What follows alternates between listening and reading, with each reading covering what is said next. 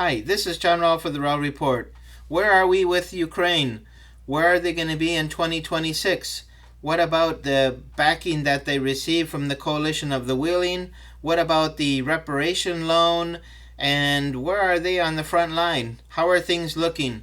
Well, things are looking from bad to worse in just about every department.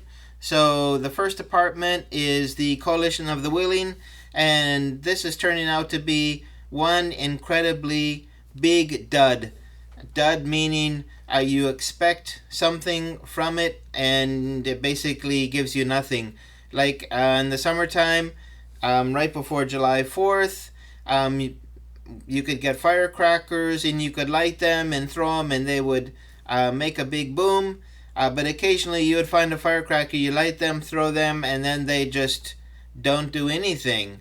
So we call those a dud. And that's kind of the situation for the coalition of the willing. Just talk, talk, talk, talk, talk, talk, talk. And they talk in London, they talk in Paris, they talk in Germany, they talk in Washington. They're talking all over the place. And it's just talk, lots of ideas, lots of threats against Russia, and a lot of support, hugs for Zelensky, and they promise the moon, the stars, the next sunrise, and basically they're still talking, and they plan on talking some more, and they need to look at things and read things and study things and then talk and talk and talk. So you know what I mean? This coalition of the willing, this isn't going anywhere. It's just a waste of time. And then this recent meeting, we have Stammer, we have Macron, we have Merz, and between the three of them, I doubt that they would get to a 50% approval rating. Macron is at 11%. I think Stammer is, between 13 and 18. Merz is probably about, I think he's at 23. So he's probably at the highest rating, but Merz has the lowest rating of any German leader since World War II. So anyway, these three, you could call them do-nothings. They got together and they talked a lot, and the result is that they're going to do nothing. And you got poor little Zelensky here off to the side in the shadows, forgotten. I thought they were there to talk about Ukraine and Zelensky, and here he is, just kind of a witness to their greatness and to their ideas and to their talking. So I bet he's getting tired of that talking as well. But anyway, he needs to keep going so that the money can flow, because bad news for the reparations loan. And not only bad news for the reparations loan, it's bad news for any money from Ukraine as part of an EU package, unless, of course, Ursula von der Leyen decides to use the maximum power she has at her ability to force through the appropriation of the Russian frozen assets. But as it seems that she doesn't have any authority or power to do that, so she's looking how to get money to Ukraine. Here's the leader of Belgium. I wouldn't even try to pronounce his last name, but anyway, he's there basically to tell these guys, sorry, you're out of luck.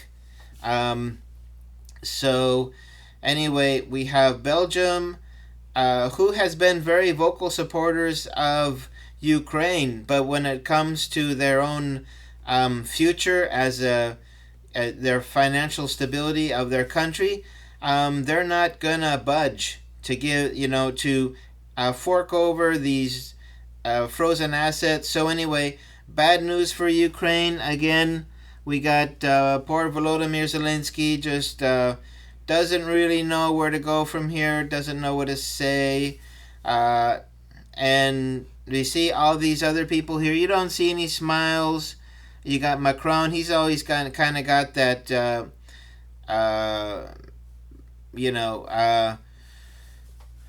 something's on his mind. You don't know what it is, but anyway, something is making him smile.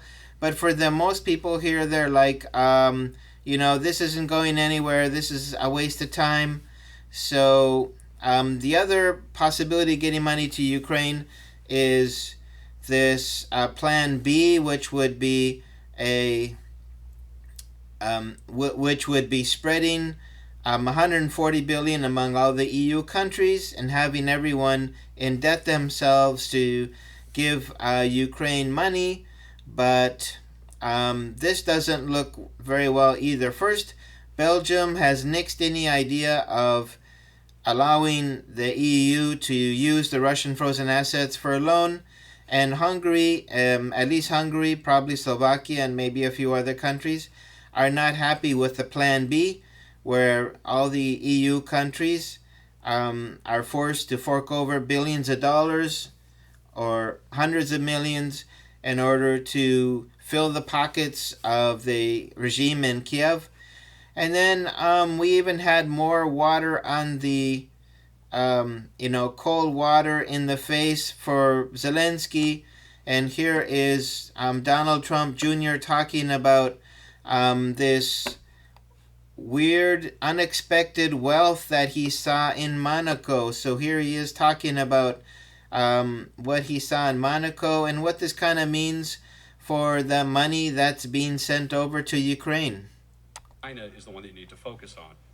One of the most amazing things I got to witness, I was this summer with my beautiful girlfriend Bettina in Monaco, and we were driving around, and on an average day, 50% of the supercars, the Bugattis, the Ferraris, the this, all had Ukrainian plates.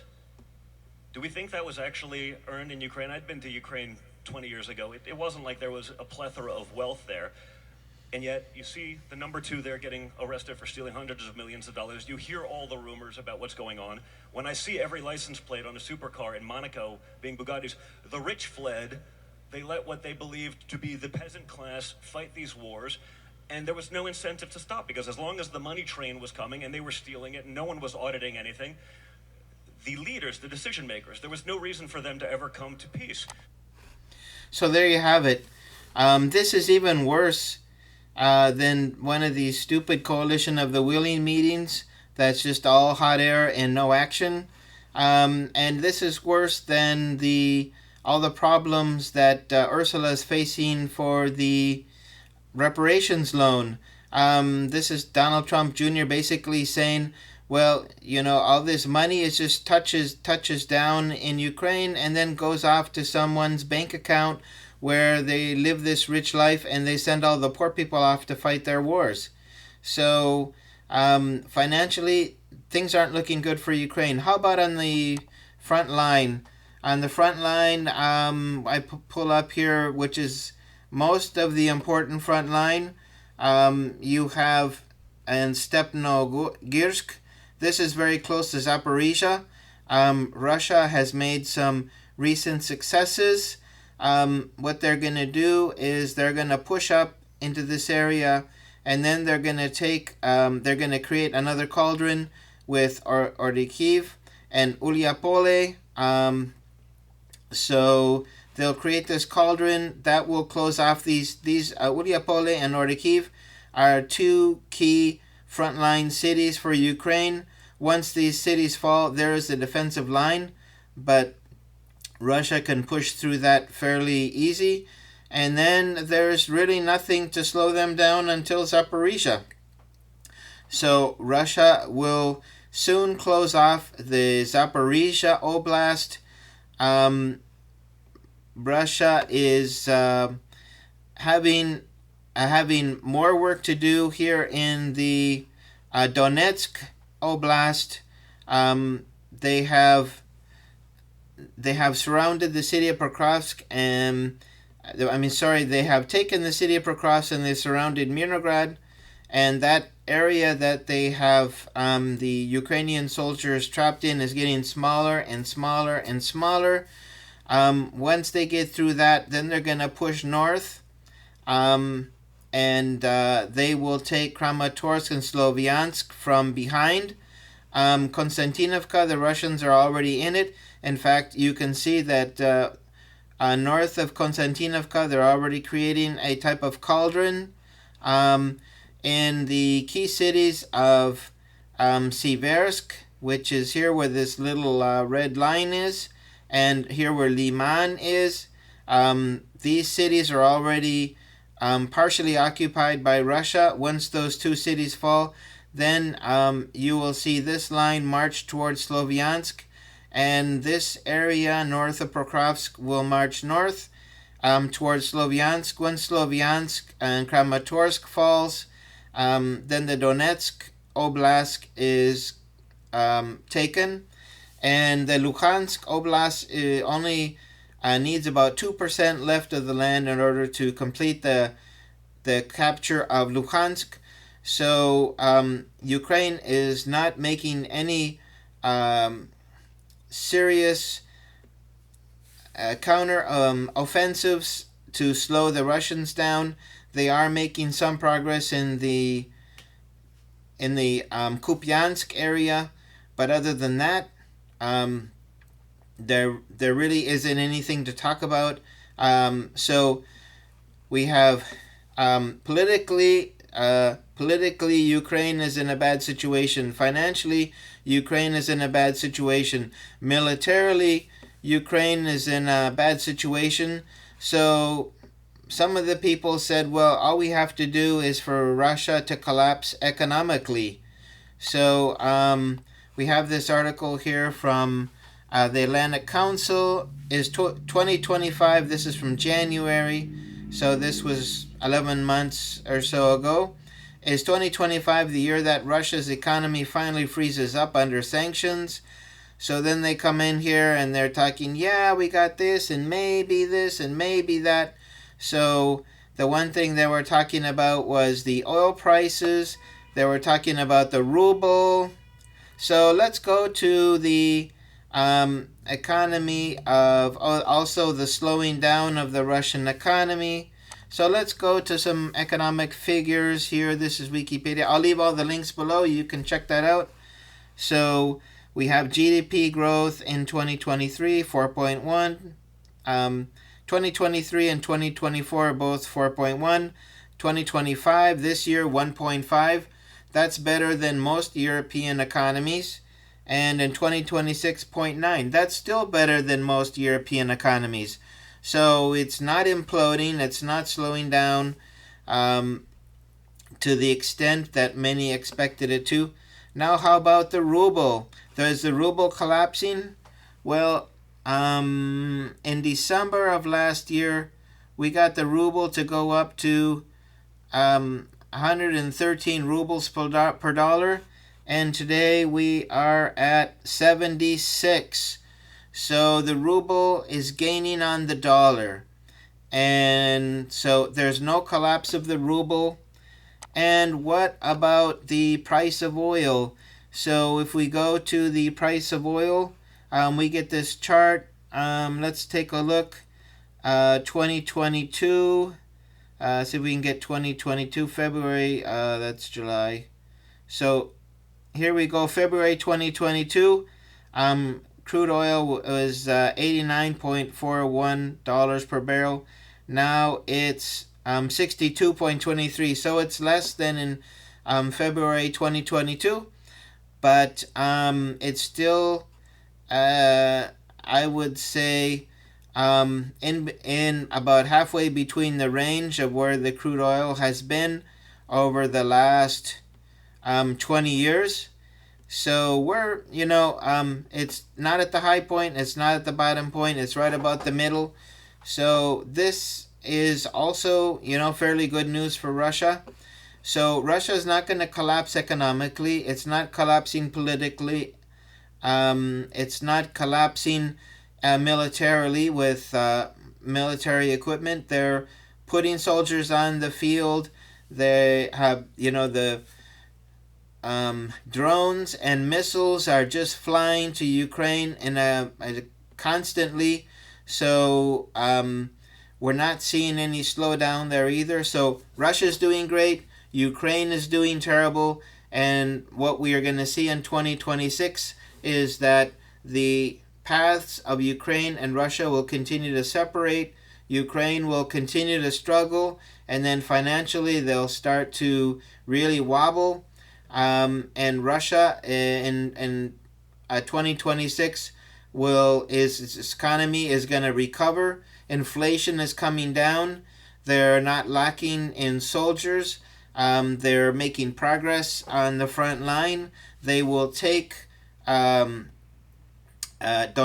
and Zaporizhia and eventually Kherson on the field, so they don't need to worry about coming to any peace deal that is negative for Russia.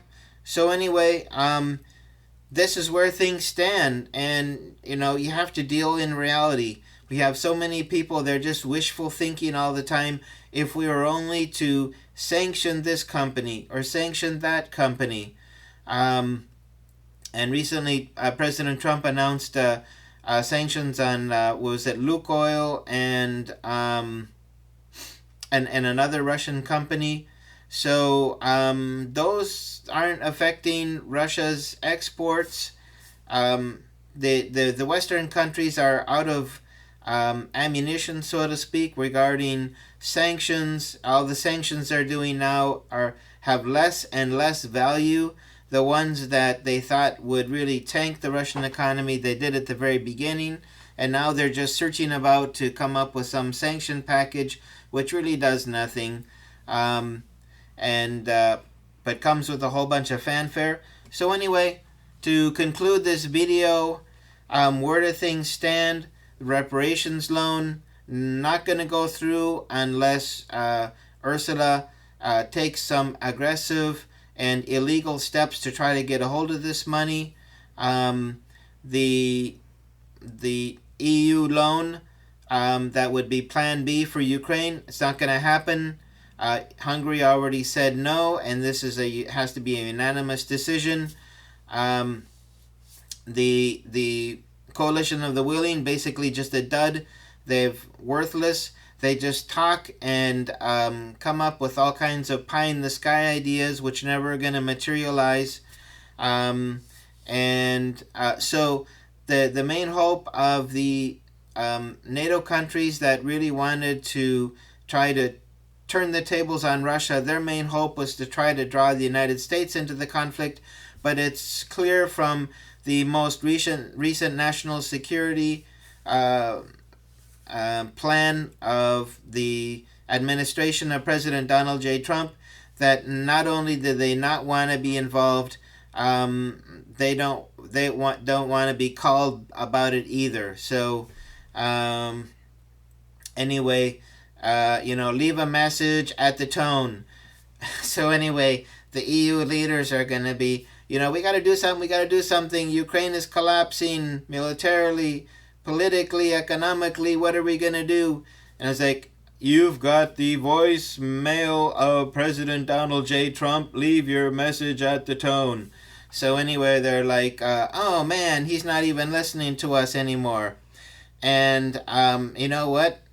President Zelensky didn't read the peace deal, so why should he pick up the phone and listen to all this blah blah blah? So anyway, this concludes my report for today. If you like the video, please hit the like button, share, and subscribe, and I look forward to seeing you in a future video. Remember, reality, that's it's gonna bring everyone to down to earth. So let's deal in reality. Let's stop with all the hypotheticals, and we will see where this is going. Okay, well, take care then. Bye-bye.